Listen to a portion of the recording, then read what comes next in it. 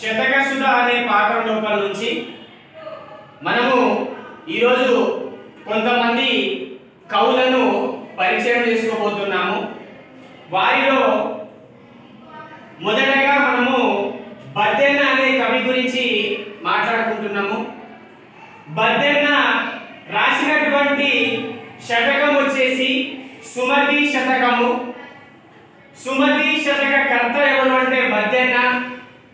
ఈయన 13వ శతాబ్దానికి చెందినటువంటి వాడు.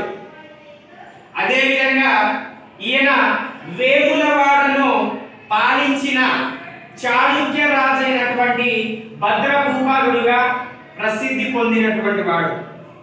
ఈయన సుమతి శతకంతో పాటు ఆ యొక్క సుమతి శతకంతో పాటు నీతి శాస్త్ర ముక్తావళి అనే గ్రంథాన్ని కూడా రాయడం జరిగింది. నీతి శాస్త్ర ముక్తావళి అనే గ్రంథాన్ని కూడా రాయడం జరిగింది. మరి ఈ యొక్క సుమతి శతకము రాసినటువంటి బద్దెన్న వారు రాసినటువంటి గేయం ఏ విధంగా ఉందో ఇప్పుడు పాడి వినిపిస్తారు, చూడండి. తనవారు లేని చోటను జనవించకలేని చోట జగడము చోటన్ అనుమానమైన చోటను మనుజులకు నిలువదగును మహిళో సుమతి. సో ఇక్కడ మనము సుమతి అనేది వచ్చింది. ఇక్కడ అంటే పద్య పాదం లోపల చివరి పాదంలో మహిళో సుమతి అని వచ్చింది అన్నప్పుడు మహిళో సుమతి అని వచ్చిందంటే సుమతి శతక కర్త ఎవరు అంటే మనకు బద్దెన్న అనే వ్యక్తి గుర్తుకు రావాలి. ఈ యొక్క బద్దెన్న అనే వ్యక్తి గుర్తుకు రావాలా. బద్దెన్న 13వ శతాబ్దానికి చెందినటువంటి వాడు అని గుర్తుకు రావాలి. ఈ యొక్క పద్యం లోపల దీని యొక్క భావం ఏమని తెలియజేస్తుందంటే, ఓ బుద్ధిమంతుడా, ఇక్కడ తనవారు లేని చోటను జనవించగలేని చోట జగడము చోటన్ అనుమానమైన చోటను మనుజునకు నిలువదగును మహిళో సుమతి. అంటే ఓ బుద్ధిమంతుడా, తన వారు లేని చోట నీ వాళ్ళు లేని చోట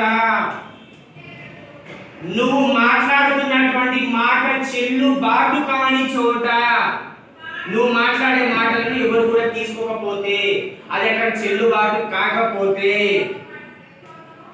అనుమానంగా ఉన్న చోట నీకంతా అనుమానంగా చూస్తా ఉన్నారు.